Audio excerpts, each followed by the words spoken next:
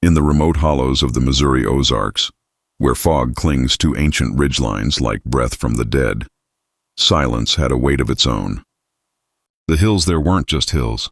They were time itself, older than memory, older than mercy. In those years after the Civil War, when the rest of the country struggled to rebuild, this part of Taney County remained frozen in something older and far less forgiving. Roads ended without warning. Creeks ran black with tannin and silt. A man could wander a mile off his own land and never be found again, swallowed whole by the folds of wilderness. This was where the Crow family made their home, a name that came to hang over the Ozarks like a curse.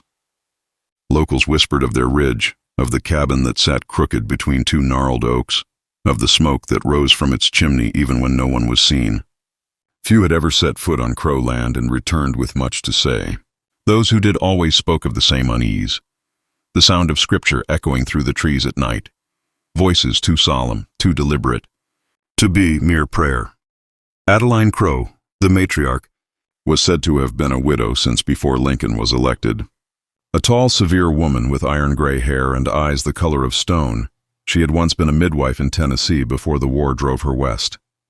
When she arrived in Missouri, she brought with her 2 sons, twins born of the same hour, Jedediah and Hezekiah, boys who grew into giants.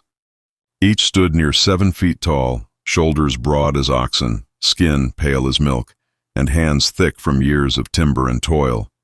They spoke little, and when they did, it was in verses pulled straight from the Bible, as though conversation itself were sin. For years, the Crow family lived as ghosts among the living. They traded rarely, a sack of flour for pelts, a pouch of gold for ammunition. The gold was old, stamped from mints that hadn't been used in decades. No one asked where it came from. The mountain code forbade such curiosity. A man's business is his own, folks said, and left it at that. But in 1877, whispers began to travel down the ridges. A trapper claimed he'd seen the old widow heavy with child. Another swore he'd glimpsed her belly round beneath a gray dress at the creek. At first, folks laughed it off. Mountain gossip, nothing more. But when 2 travelers vanished on the trail that skirted Crow Hollow, the laughter turned to silence. And silence in these parts was never empty. It was a warning. The Ozarks had birthed its share of legends, of witches, of haints, of Civil War deserters gone feral. But nothing prepared Taney County for what lay waiting in that crooked cabin. The truth would come out slowly, like something rotten seeping up from the ground. And when it did, even the hills seemed to recoil. By the fall of 1877, the air in Taney County carried an unease that even the mountain wind couldn't shake. Word spread the way rot does, quiet at first, then unstoppable. Adeline Crow, a widow of near 60, was with child. No one had seen a man ride to her cabin in years, and no neighbor within 20 miles would have dared step onto Crow land after dark. Yet those who passed near enough swore it was true. They'd seen her silhouette at dusk, her form swollen beneath her dress, moving slow and heavy through the yard like a woman in her final months. In a land where gossip was a kind of currency, this rumor cost more than most could afford. Folks didn't speak it aloud in church, nor around their supper tables. The implications were too filthy for the tongue to hold. A few muttered that maybe she'd been wronged by a traveler. Others, the ones who knew the Crow's kind of silence, said nothing at all. They just looked toward those hills and crossed themselves. Adeline had always been a strange woman. When her husband died, crushed beneath his own wagon axle 20 years earlier, she never remarried. Never courted. Never took interest in any man's company. Her sons, barely teenagers then, grew tall and sullen under her watch. The twins spoke to no one but her, and even then only in half-muttered scripture. "Cursed be he that removeth his neighbor's landmark," one would say when a surveyor came near their property. "And all the people shall say, Amen," the other would finish, their voices flat and hollow, like verses learned in sleep. By the time they reached manhood, the brothers had become something larger than men, both in size and in presence. They towered over their mother but moved only at her word. Together they built fences of sharpened oak around their land, though there were no cattle to contain. They hunted only at night, and when their smoke rose, it smelled not of venison or bear fat, but something faintly sweeter, like pork left too long over the coals. When Sheriff Eli Vance first heard the talk, he dismissed it as backwoods nonsense. Vance was a Union veteran, gray-haired, slow to anger, the kind of man who still wore his duty like a faded uniform. But when a distant cousin of the late Mr. Crow rode into town swearing the old widow was heavy with child, Vance felt the first tug of unease. The cousin, a man named Gable, lean and red-eyed from lack of sleep, claimed it was a stain on family honor, something that could not be ignored. "Sheriff," Gable said, hat twisting in his hands, "there's things up that ridge ain't natural. I seen 'em with my own eyes when I was a boy. You go up there, you'll find proof." Vance didn't answer right away. He looked out the window toward the hills, where fog was beginning to gather like a slow pale tide. In all his years wearing the badge, he'd learned that some rumors were smoke and others were signal fires. The Crow name, it seemed, was smoke that refused to clear. By November, when the frost began to settle on the timberline and the days turned short as prayers, Sheriff Vance saddled his horse and headed for Crow Hollow alone. The road that led there wasn't on any map. It was nothing but an animal trail twisted through the woods, marked by broken stones and the faint grooves of old wagon wheels. Crows followed him the whole way, calling from the trees in harsh, uneven cries. He rode on until the forest fell silent, the kind of silence that felt like holding your breath. Then he saw it, the cabin, leaning in the half-light, smoke rising straight as a stalk from its chimney. Two figures stepped out from the doorway, the Crow brothers, and behind them, in the doorway's shadow, the widow, unmistakably with child. Sheriff Eli Vance had seen enough hard sights in his lifetime to leave most men sleepless. He'd marched through battlefields, slick with blood during the war, seen men torn apart by shot and shell, and watched neighbors hang neighbors in the chaos that followed surrender. But nothing, not even those ghost-strewn memories, prepared him for the sight of Adeline Crow, standing in her doorway that gray November morning. She looked both ancient and defiant, her spine straight as a church beam, her eyes pale and sharp as cracked glass. The years had carved deep lines around her mouth, but there was a strength there, the kind that grows from too much isolation, too much power over others. Her hands rested on the rise of her belly as though it were something sacred, not shameful. Vance reined in his horse and tipped his hat in polite acknowledgement. "Mornin', ma'am," he said, his voice steady but low. "I come on account of some talk that's been making its way through the county." Behind her, the twins stood like carved sentinels. Jedediah on the left, Hezekiah on the right, the difference between them nearly imperceptible. Both wore the same blank expression. Both held axes in their hands as if chopping wood were their next breath. Their shoulders seemed to blot out the light that filtered through the trees. Adeline's voice carried across the yard with a calmness that didn't fit the moment. "Talk is the devil's wind, Sheriff. It blows lies from idle tongues. You'll find no sin under this roof." "I hope you're right," Vance said, dismounting. His boots sank into the damp earth as he approached.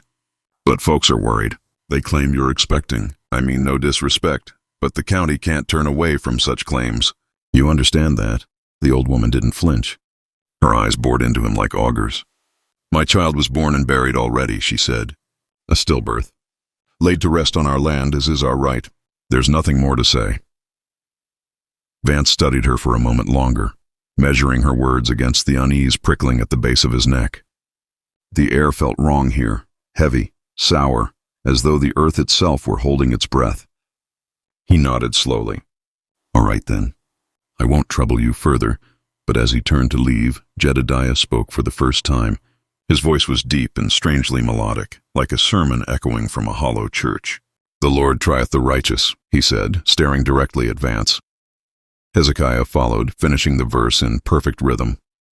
"But the wicked and him that loveth violence his soul hateth."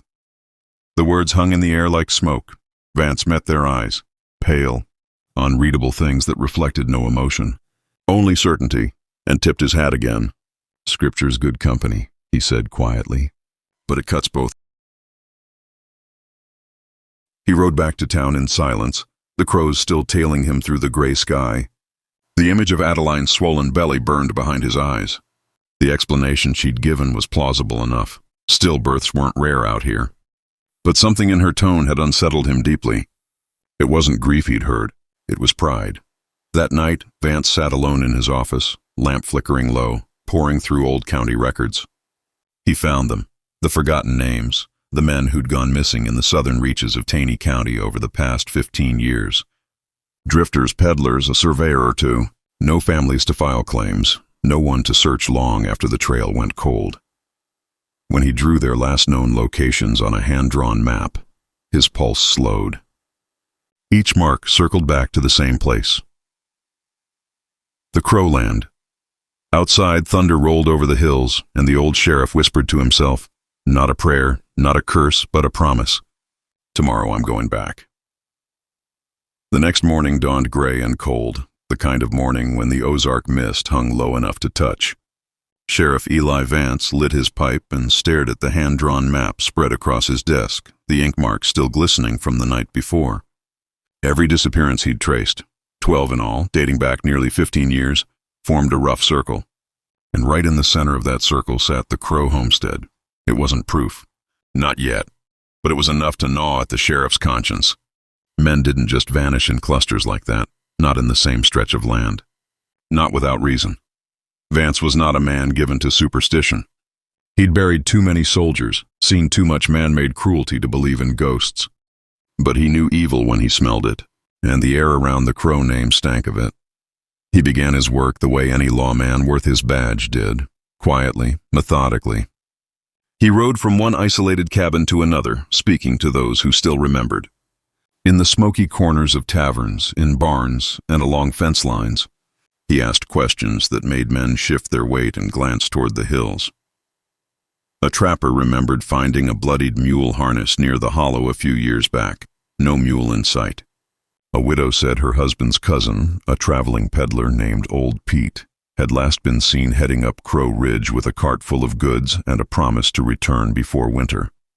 Neither he nor the cart had been seen again. Then there was the story of Thomas Hartley, a young surveyor sent by the state in 1872.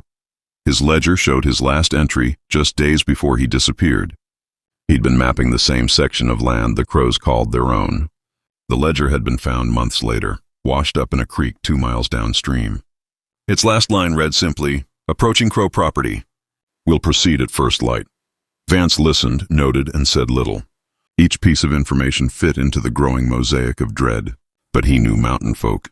They'd share stories all day long, yet none would lift a finger if it meant riding against their unspoken code. A man's land was his kingdom. His sin, his own. By the end of winter, Vance had gathered enough whispers to fill a sermon. The pattern was clear, and still he had no witness, no confession, no body. Without one, the law could not move. Then, in the spring of 1878, nature itself broke the silence. Heavy rains came, harder than any in memory. They tore through the ravines and creek beds, pulling away years of earth. Roads vanished overnight. Hillsides split open like wounds.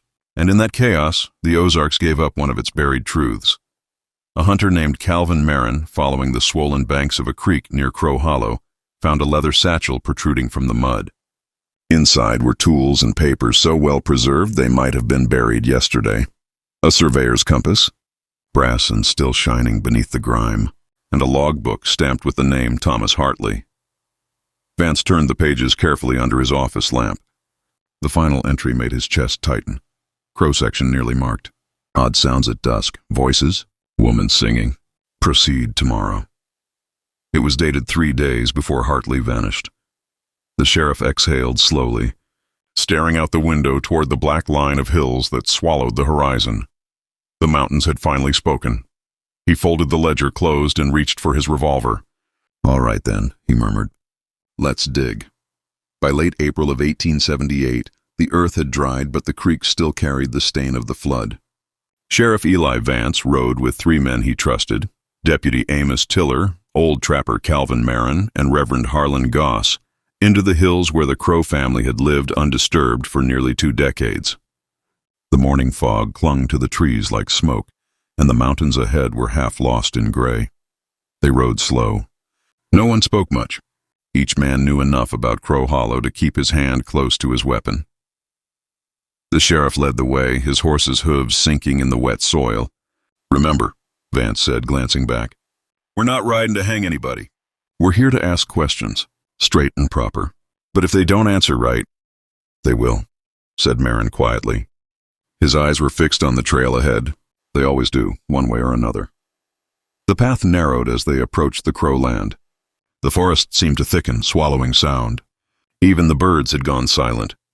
By the time they reached the clearing, the air felt heavy, as if the hollow itself was holding its breath.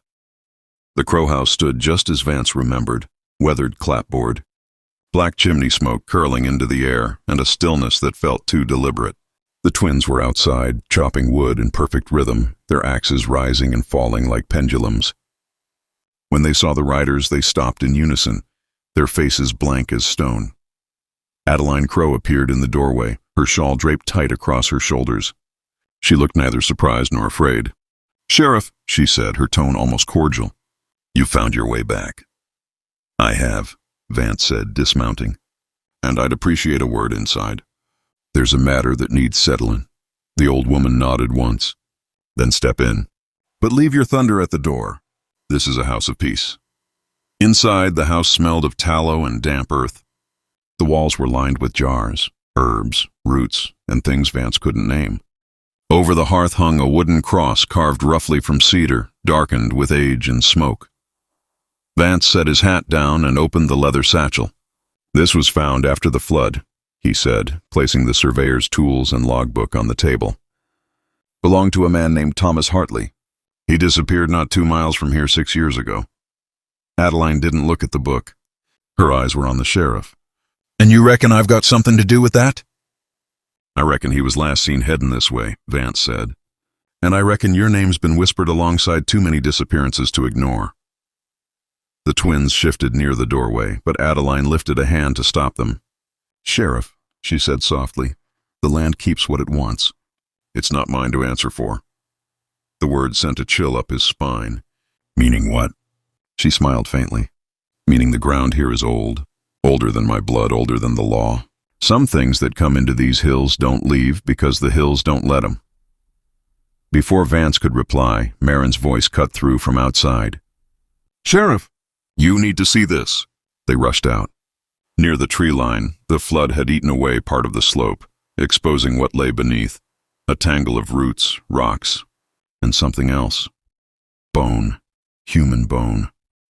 Vance knelt, brushing away the wet earth until the shape of a skull emerged, jaw still locked open, teeth intact. Beside it, a fragment of cloth, blue, faded, with the faint mark of state stitching. The sheriff didn't need to check the ledger again. He knew whose remains they'd found. Adeline stood behind him, silent, her sons flanking her like shadows. Vance rose slowly, his hand resting on his revolver. "You've got one chance to speak plain, Mrs. Crow," he said. "One." The old woman looked at him, not in fear but in pity. "Sheriff," she said, "you shouldn't have dug." The wind rose through the hollow then, cold and strange, carrying with it the faint sound of a woman's voice singing somewhere deep beneath the earth. The wind that swept through Crow Hollow that evening didn't sound like any natural thing. It howled through the pines in long, mournful notes, and every man in that clearing felt the hairs rise on his arms. Sheriff Eli Vance tightened his grip on his revolver, his jaw set. "Step back, Adeline," he said evenly. "We'll be taking what's left of this man to town. You and your boys will follow. There'll be a reckoning before the judge." The old woman didn't move, her eyes cold and sharp as frost, fixed on the patch of earth where the bones lay exposed. "You can't take him," she said softly. "He's not yours to carry anymore." Marin spat into the mud. "Hell he ain't. This man was murdered, plain as day." Adeline turned her head slowly, her voice quiet but fierce. "You don't understand. He's part of the land now. The land don't give back what it's claimed." The twins stepped forward, axes still in hand, the steel glinting in the gray light. They moved in perfect unison, neither speaking, neither blinking. "Put those down," Vance ordered. "Now," Jedediah's lips curled slightly, "you brought this on yourself, Sheriff." Before Vance could speak again, Hezekiah swung. The blade whistled past, catching Marin's shoulder. The trapper screamed and went down, blood spilling into the wet soil. Tiller drew his rifle, fired once, and the echo cracked through the hollow. But the twin didn't fall. He only staggered back, a dark bloom spreading on his chest. His face twisted not in pain but in fury. Then the earth beneath them groaned. It began as a low rumble, deep and shuddering, as if something vast stirred beneath the roots. The ground trembled, splitting along the slope where the skull had been unearthed. The sheriff stumbled, cursing under his breath. From the fissure came a smell, thick, sweet, and rotten. And with it, something else, the sound of many voices, faint at first, whispering from the depths. Tiller dropped his rifle and made the sign of the cross. "God Almighty," he muttered. Vance grabbed Marin's arm and pulled him back. "Mount up," he shouted. "Now!" But Adeline Crow only smiled, her gray hair whipping in the rising wind. "It's too late for horses, Sheriff." "The hollow's awake." The earth gave way in a sudden roar. The exposed pit widened, swallowing part of the clearing. Bones rolled out like spilled dice, ribs, femurs, skulls, dozens of them, packed in the soil like harvest seeds. Some were fresh. Vance fired twice into the air, but the twins didn't flinch. Jedediah came forward with a guttural roar, his eyes white as milk. Vance fired again, once, twice, the shots tearing into the twins' chest. This time he fell. Hezekiah screamed, dropping his axe to cradle his brother's body. The sound that came out of him was not human. It was the kind of sound that made the trees shudder. Adeline stepped forward and knelt beside the pit. "You see now, Sheriff?" she whispered. "This land feeds itself. It takes and takes until it's full. You can't stop hunger that old." Then she pressed her palms into the ground, and the soil began to move, crawling, rippling, as if hundreds of unseen hands stirred beneath it. Vance grabbed Tiller, dragging him toward the horses. "Ride!" he bellowed. "Ride, damn you!" As they fled through the trees, he risked one glance back. The Crow house was collapsing inward, the roof sagging, the ground beneath it splitting open like a mouth. Through the rising dust, he saw Adeline still kneeling, her arms spread wide, singing in that same low, haunting voice from the ledger. By the time they reached the ridge, the house was gone. So was the clearing. All that remained was a new sinkhole, wide and black as a grave. The sheriff sat his horse in silence, breath ragged. "God forgive us," he whispered. "We dug too deep." By dawn, the storm had passed, but the world below the ridge looked changed, as though something alive had rolled beneath the surface during the night. Sheriff Eli Vance and Deputy Amos Tiller watched from their saddles as the morning mist crept over what had once been the Crow property. The house was gone, the barn gone, even the oak fence posts had been swallowed whole. All that remained was a black depression in the earth, where steam rose like breath from a sleeping beast. Tiller's face was pale beneath his hat. "Ain't never seen the ground eat a house before," he said, voice trembling. "What in God's name was that, Eli?" The sheriff didn't answer right away. His eyes stayed on the hollow, jaw set hard. "It wasn't God's name that built this place," he said at last. "And it sure as hell ain't his that claimed it back." They rode down cautiously, stopping near the edge of the sinkhole. The soil there was soft and warm, pulsing faintly beneath their boots. Every instinct told Vance not to step closer, but he forced himself to the rim and peered into the pit. The air rising from below smelled of wet clay and decay. Far down, through the haze, he thought he saw movement, something pale shifting just beyond the reach of daylight. Not bones this time, but flesh. He drew back, stomach turning. "We'll mark this off," he said quietly. "Nobody's to come within a mile of it. Not hunters, not trappers, not the damned curious." Tiller swallowed hard. "And what do we tell the county?" "The truth," Vance said, "that a storm took the Crow place. Nothing more." But as they rode back toward town, he knew the truth would not stay buried. Word spread fast through Taney County, carried by fear more than by fact. By the end of the week, the people of Cedar Ridge had begun whispering about lights seen at night in the hollow, pale glows that danced through the fog like lanterns. Hunters claimed they heard voices in the trees, calling in soft, familiar tones. A trapper swore he'd found fresh footprints near the creek, small and bare, though the nearest home was 6 miles off. The sheriff ignored the talk at first, hoping silence would smother superstition. But then the animals began to go missing. Cattle, dogs, even a few pigs from the Whitlow farm. No blood, no sign of struggle, just gone. And one morning, when the fog was thick enough to choke on, a boy named Levi Rankin didn't come home. His mother said he'd gone out to set rabbit traps near the southern ridge, the same ridge that overlooked Crow Hollow. Vance led the search himself. They combed the woods till nightfall and found nothing but the boy's hat tangled in a briar patch. Beneath it, pressed deep into the mud, was a single footprint, bare, small, like a child's. That night, the sheriff sat alone in his office again, the lantern low, his hands shaking as he poured a drink. He had the map before him, the same one he'd drawn months ago.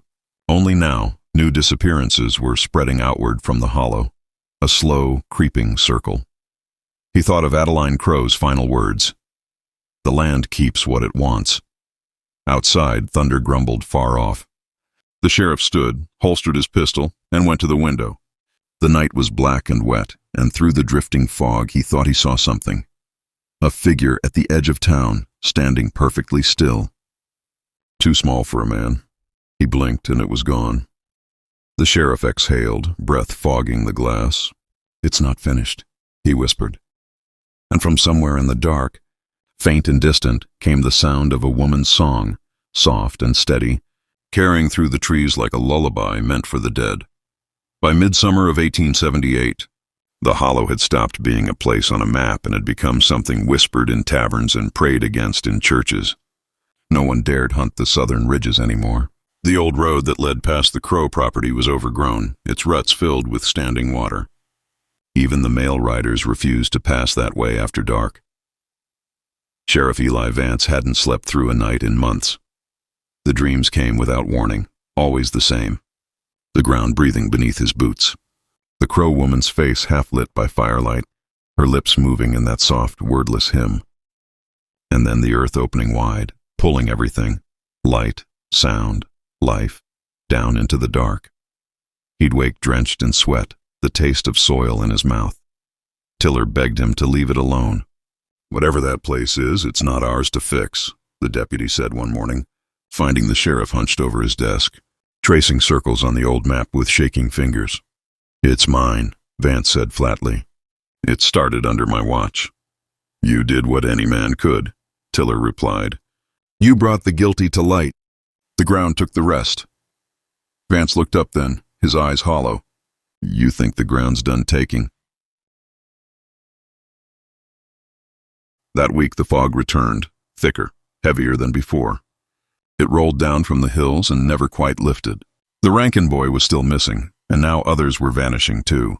A farmhand from the North Valley, a midwife who rode out to help a birth and never arrived, and a horse found riderless on the road with deep scratches down its flank, as if it had galloped through thorns that weren't there. The townsfolk gathered in the church, whispering that the curse had spread. Reverend Goss preached louder than he ever had, warning that the devil walks in the guise of old sins. But Vance knew better. He'd gone back to the edge of Crow Hollow twice since the house fell, both times alone, both times against his better judgment. The second time, he'd found footprints again. Not one set, but many, bare feet, child-sized, pressed into the soft mud as if they danced in a ring around the sinkhole. And the strangest thing, there'd been flowers, fresh ones, wild violets, scattered across the ground, their stems still wet with dew, though no one had picked them. Something in him broke that day. He started carrying his pistol everywhere, even to bed. He stopped shaving, stopped eating proper.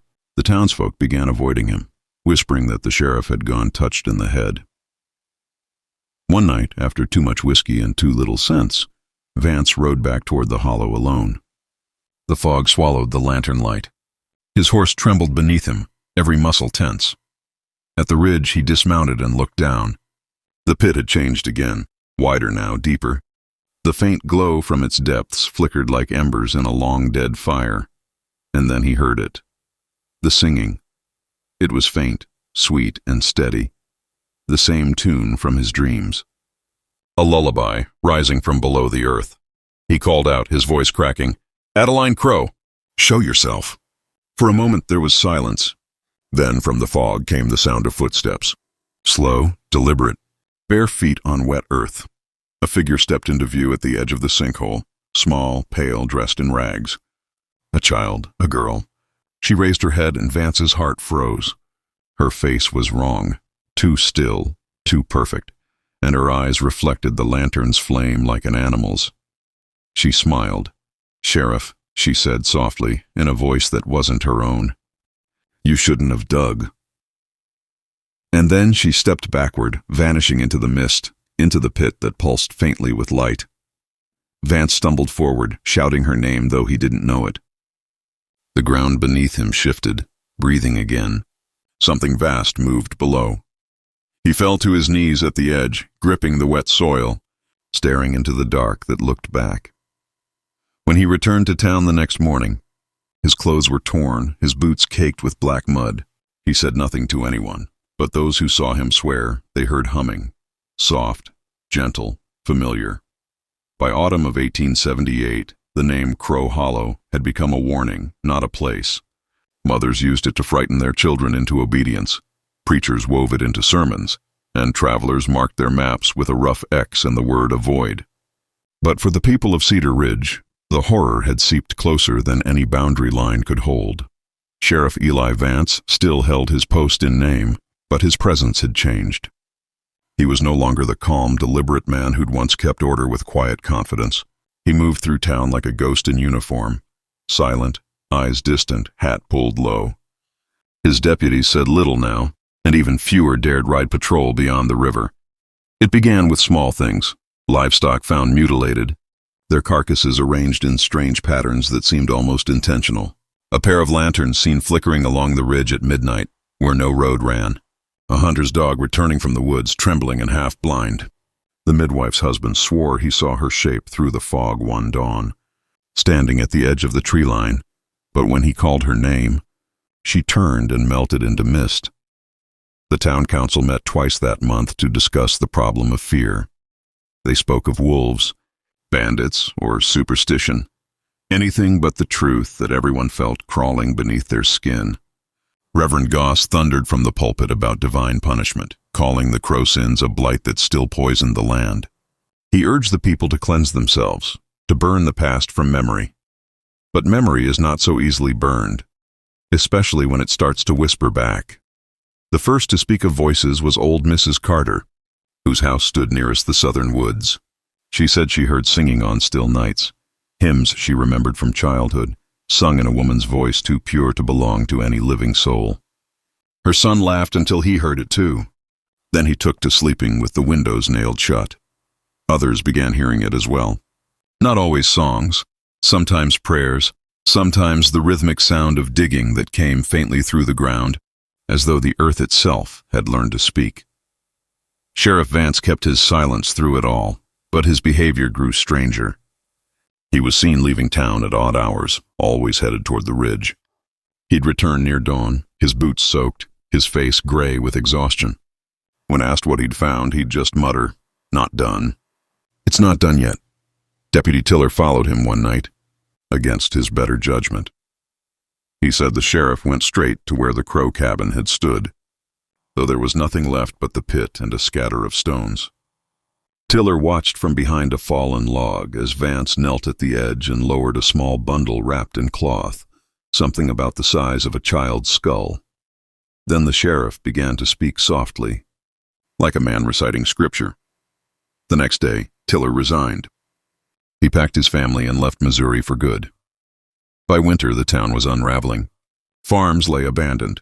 The mill had stopped turning, and what few travelers passed through reported seeing lights burning deep in the forest where no one lived. One night, a fire was spotted on the ridge, a dull red glow that rose and fell like a heartbeat. The last sighting of Sheriff Vance came soon after. A trapper found his horse wandering near the river, saddle still on, reins dragging. In the saddlebag were 3 items: a worn Bible, a sheriff's badge blackened by heat, and a small wooden cross carved with markings no one could read. The trapper never went back to claim the reward. He said the air near Crow Hollow still smelled like rain, and something older, something watching. It was the spring of 1891 when the government men came.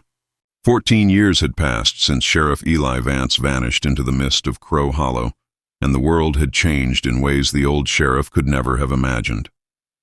Railroads cut through wilderness now, telegraph lines stitched the frontier to the cities, and the U.S. Geological Survey had orders to map every remaining inch of Missouri. Crow Hollow was one of the last blank spaces left on their chart. The team consisted of 4 men: geologist Dr. Isaac Sloan, surveyor Henry Pierce, cartographer Alton Greaves, and a local guide named Ephraim Bode. They arrived in Cedar Ridge on a cool April morning, riding mules laden with instruments and notebooks, confident in science, untroubled by superstition. The town, however, met them with silence. No one would sell them supplies. No one offered lodging. When Sloan asked the innkeeper about rooms, the man just shook his head and said quietly, "You'd best camp outside of town, gentlemen. The ridge doesn't take kindly to strangers after dark." Pierce laughed, thinking it frontier humor. "We've mapped the Rockies, sir. I think we can handle a patch of Missouri hills." The innkeeper only replied, "Those mountains don't remember names." That night they made camp a mile south of the town, near the mouth of an old logging trail that led toward the hollow. The forest loomed black and still beyond the firelight. Ephraim, the guide, sat apart from the others, whittling a piece of wood into a crude cross. "You been through here before?" Sloan asked. Ephraim spat into the dirt. "Once, won't again after this. Because of the stories?" "Because the stories don't change," he said. "Everything else in these hills dies or rots, but the hollow stays." The next morning they set out early. The trail grew narrower with every mile, winding between trees thick as pillars. The air was damp, heavy with the scent of moss and something faintly metallic. By noon they reached the clearing. Nothing remained of the Crow cabin. Not a board, not a nail. Only the depression in the earth where it had stood, now filled with weeds and rainwater. The pit had collapsed into a small pond, perfectly circular, its surface black and still. Pierce set up his tripod, whistling softly. "So this is the place, eh? Doesn't look like much." Dr. Sloan crouched by the water's edge, dipping a glass vial into the pool. "High lime content," he murmured, examining the cloudy liquid. "Could explain why nothing grows near the banks." Ephraim stood back, eyes scanning the tree line. "Ain't lime that keeps the birds quiet," he muttered. They camped on the ridge above the hollow that night. The men spoke little after sunset. Even Pierce, ever the skeptic, found himself glancing toward the pond more than once, uneasy with how the moonlight refused to touch its surface. Sometime after midnight, Greaves woke to a sound, soft and rhythmic, like a child humming beneath the ground. He sat up, heart thudding, and saw Dr. Sloan standing near the edge of camp, staring downhill. "Doc?" he whispered. Sloan didn't answer. He took a step forward, then another, as though following something only he could see.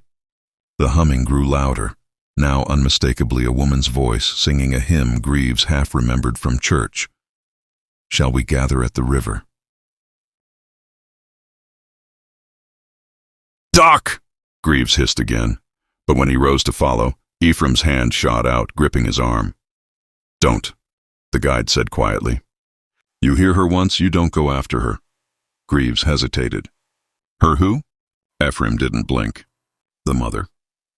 At dawn, Dr. Sloan was gone. His footprints led down the slope to the pond where the wet soil bore the marks of someone kneeling. His hat floated near the center, turning slowly in the water. They packed by noon, silent. Ephraim refused to take payment.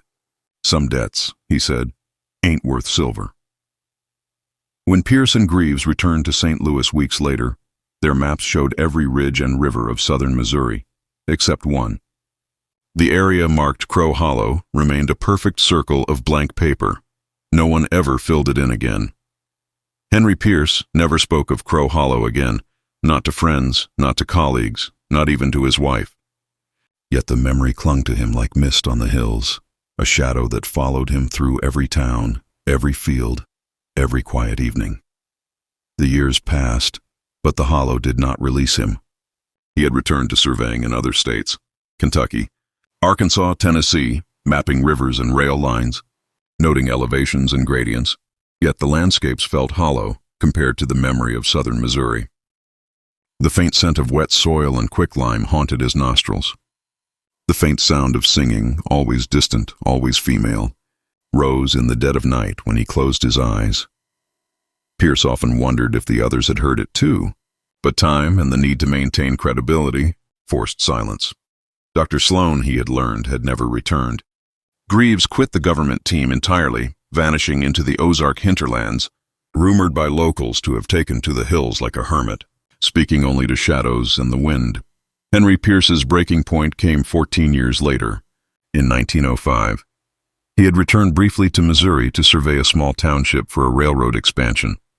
The locals remembered him only vaguely, an aging man with a clipboard, muttering about elevations. But when he neared the southern ridges, the same unease gripped him that had struck in 1891. It began subtly. Horses would shy inexplicably, dogs would growl at empty patches of woods, and even birds avoided the old hollow's direction. The river that ran through the valley seemed to murmur against its banks, as if whispering secrets in a language Pierce could almost recognize. And then he heard it. The singing. Soft, pulling, familiar. It drifted on the wind at twilight, rising and falling with no visible source. Henry swore it came from the earth itself.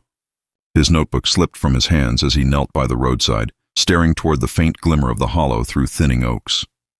It was unmistakably Adeline Crow's voice, pale, haunting, carrying a calm that belied the horror it had delivered. For weeks after, Pierce experienced things he could not explain. At night, he dreamed of the twins, Jedediah and Hezekiah, massive and silent, waiting at the edge of the pit, watching him. The ground beneath his feet seemed to pulse with memory, a subtle vibration he felt when walking streets, crossing fields, even standing in his study. Neighbors began noticing it too, though they never questioned him. Strange footprints appeared near his property, small, bare, perfectly circular, and the garden grew in patches of violent fertility and sudden decay, as if the hollow's influence had reached miles beyond its rim. Pierce became a recluse. Letters went unanswered, clients were left frustrated, and the maps he produced for the government remained incomplete, each leaving a blank circle precisely where Crow Hollow once yawned. One night, he awoke to find a small bundle at his doorstep, a child's bonnet, soaked and smelling of rain, with a single folded note beneath. It read in delicate looping handwriting, "The land keeps what it wants." The message chilled him to the bone. He knew then that Crow Hollow had not ended with the disappearance of Vance or the flooding of the cabin. It had persisted, it had grown, and those who had witnessed it carried the mark of its silence, forever tethered to its darkness.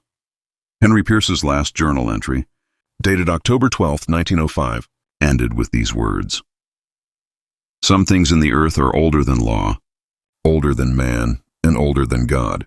I hear her song every night. I will never leave it. I cannot." The hollow, it seemed, had claimed him, and the memory of Crow Hollow's sins would follow the living long after the land had swallowed the guilty.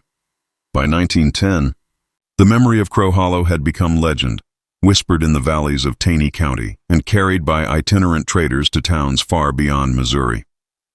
But legends are never truly dead. For every story told, for every warning whispered by candlelight, the hollow's influence seeped a little deeper, moving unseen like water through the soil. Farmers near the southern ridges began reporting inexplicable events. Livestock would vanish, their pens undisturbed but for claw marks in the mud. Crops in carefully tended fields grew lopsided, twisted, as if drawn toward an unseen center. Tools would disappear overnight, only to reappear at the edge of woods, clean and polished, stacked neatly in impossible arrangements. Some nights, a faint humming could be heard drifting across the ridges, soft as wind, carrying the unmistakable cadence of a child's lullaby. Travelers told of strange figures glimpsed in the fog, pale and silent, standing at the roadside or at the edge of streams, watching them pass with unblinking eyes. Horses would rear and refuse to advance when the hollow's direction came into view. Merchants, noting the pattern, avoided the area altogether, leaving the isolated settlers dependent on themselves. Families who had once considered the ridge tame began leaving. Houses were boarded up, doors nailed, chimneys left cold. Yet even the abandoned homes seemed to pulse with memory. Windows reflected figures not present, and footsteps could be heard in attics where none had ever climbed the stairs. Children who remained awake too long at dusk spoke of being called by name through the fog, told stories of a woman and her giants, singing hymns in the same soft, unearthly voices Sheriff Vance had once heard, Local clergy struggled to interpret these events. Reverend Goss, long retired, still preached of divine punishment, but younger ministers whispered that the hollow was not God's doing. It was older, an entity rooted in the earth, fed by sin and secrecy, persisting long after mortal law had failed. Some townsfolk began leaving offerings at the ridge edges, coins, small crosses, scraps of cloth, in the faint hope that appeasement could slow the hollow's hunger. Henry Pierce, now a man in his late 50s, continued his quiet torment. Though he had left Missouri, the hollow's reach followed him.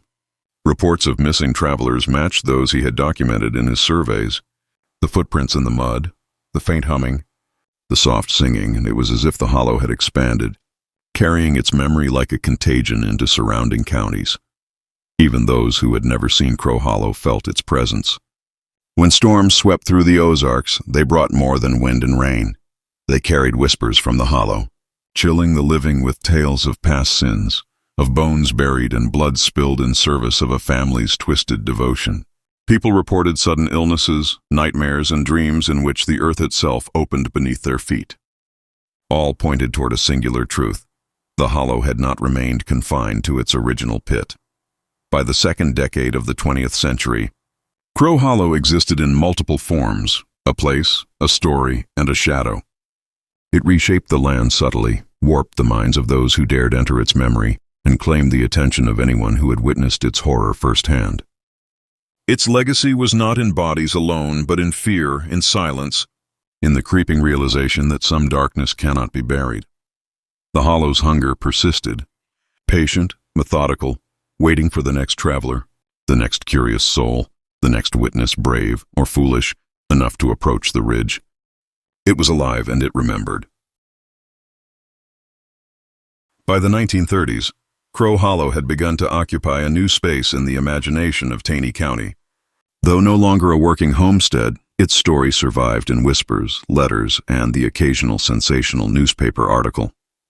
Even decades after the Crow family's disappearance, travelers passing near the ridge reported sensations that defied explanation: sudden chills, whispers that seemed to echo across the hills, and fleeting glimpses of figures moving in the fog.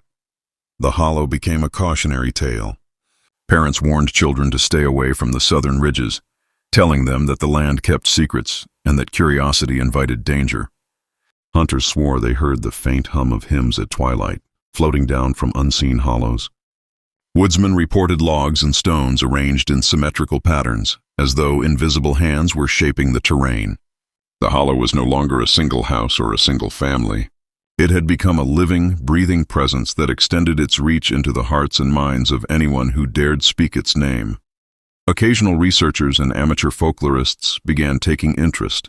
One such visitor, a young history professor from Springfield, cataloged interviews with descendants of families who had lived near the hollow. They recounted vanished neighbors, livestock lost overnight, and children who claimed to see shadows of giants at the forest's edge. These accounts were often dismissed by outsiders as folklore, but patterns persisted, small, unsettling consistencies suggesting a memory of the land itself. Henry Pierce, now an old man living quietly near the Missouri River, began to receive letters from strangers claiming to have experienced the hollow firsthand. Some described seeing skeletal remains buried beneath disturbed earth, just as Vance's team had uncovered. Others spoke of pale, towering figures glimpsed at the edge of fog, or of songs sung by women who had long since died. Each letter arrived with meticulous detail, enough to convince Pierce that the hollow's influence had not waned with time. By 1940, the ridge had developed a reputation beyond the county. Rumors spread through nearby towns and even reached St. Louis. Some journalists sought to uncover the truth, only to return with inexplicable stories: mist that moved against the wind, footprints that appeared overnight and led nowhere, and the persistent sound of faint, melodic humming that could not be traced to any human source. The hollow became a living legend, a fusion of fact and folklore. Yet those who had been near it swore the essence of Crow Hollow was rooted in reality. Bones of the missing, the whispered songs, and the testimony of survivors like Pierce lent the story a credibility that could not be dismissed. Visitors reported strange dreams after leaving the region, visions of infants in graves, the synchronized movements of twin giants, and the soft, omnipresent voice of a woman repeating fragments of scripture. By the mid-20th century, Crow Hollow had achieved near-mythic status, appearing in local histories, newspapers, and oral storytelling. Its story was passed down through generations, not merely as entertainment, but as a warning. Some sins are so deep, so methodical, that they leave a mark upon the land itself. Even in the absence of human witnesses, the hollow continued to exert its presence, a lingering shadow that blurred the line between legend and reality.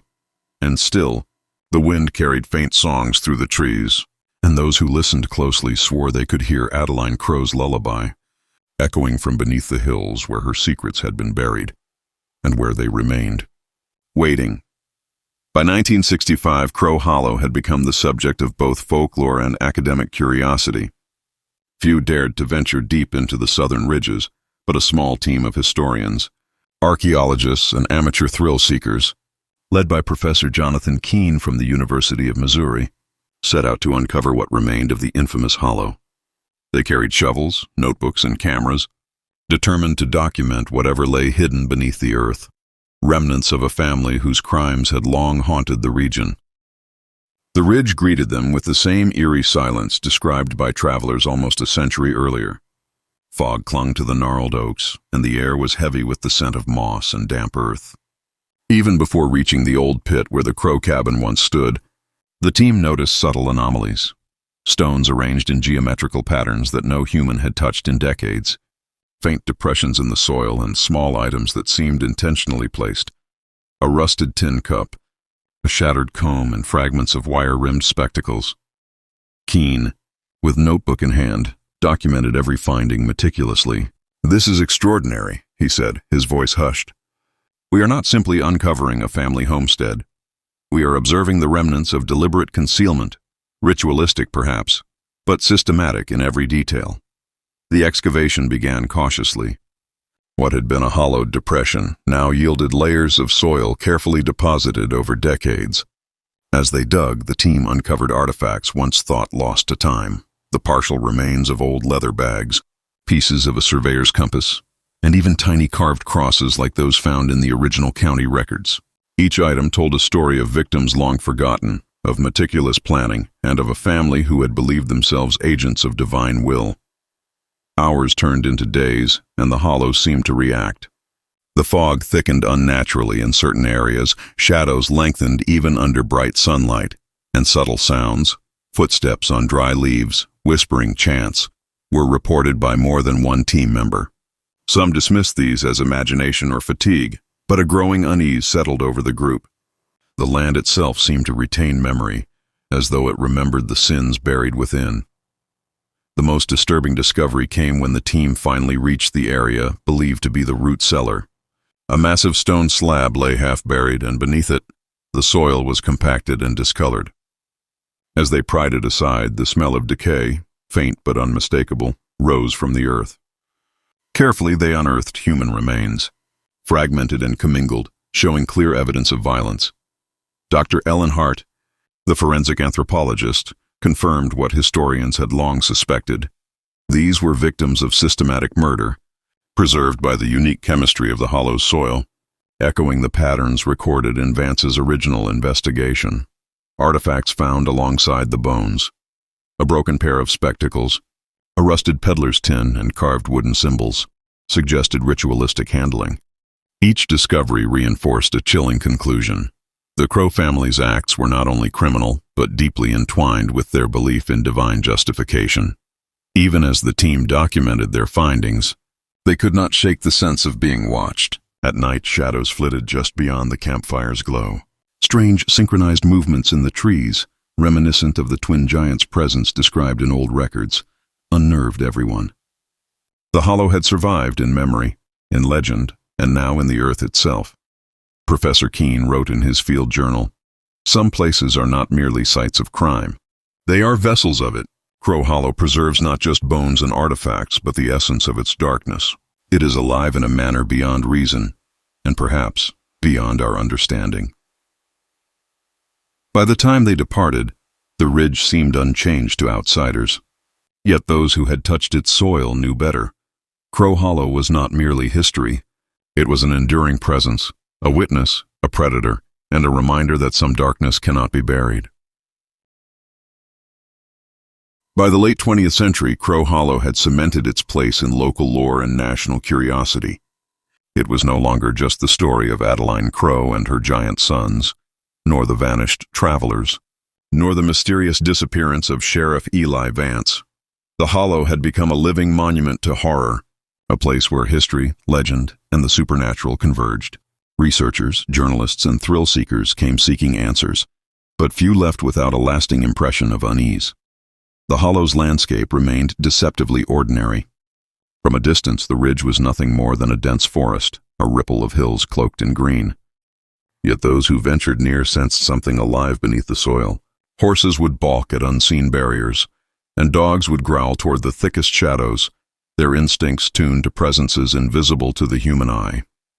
Even in bright sunlight, the Hollow seemed darker, colder, as though the earth itself had absorbed decades of cruelty and secrecy. Artifacts and skeletal remains unearthed by modern investigations confirmed what earlier accounts had suggested. Crow Hollow had been a place of systematic, ideologically driven violence. Each object, a rusted tin cup, a carved wooden cross, a surveyor's compass, told a story of calculated murder, of victims whose lives were subsumed into the family's warped theology. Yet more than physical evidence endured. Survivors' accounts, journals, and letters hinted at something far less tangible, a sense of awareness in the Hollow, a memory of human sin encoded in the very land.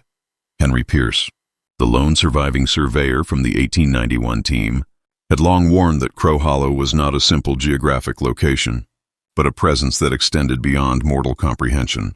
His experiences, dreams of infants in graves, visions of the towering twins, whispers of hymns carried on the wind, were echoed in later reports by those who dared to approach.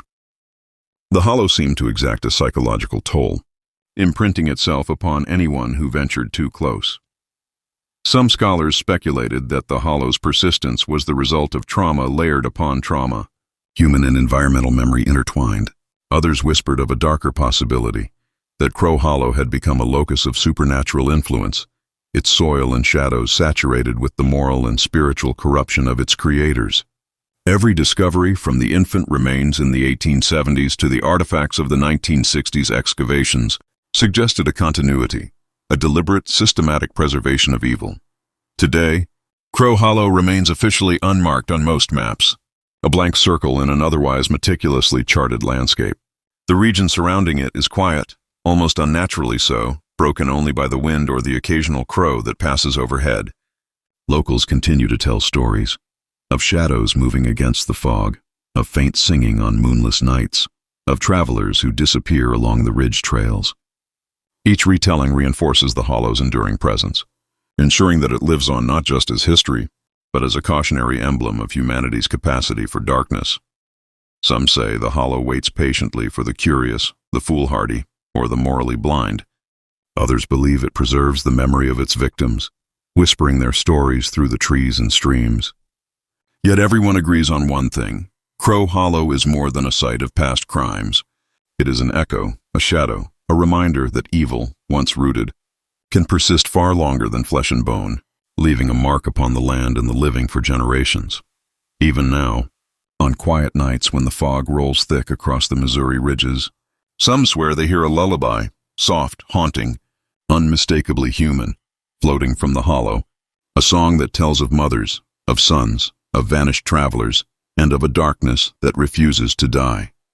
Crow Hollow endures, eternal, patient, and watching.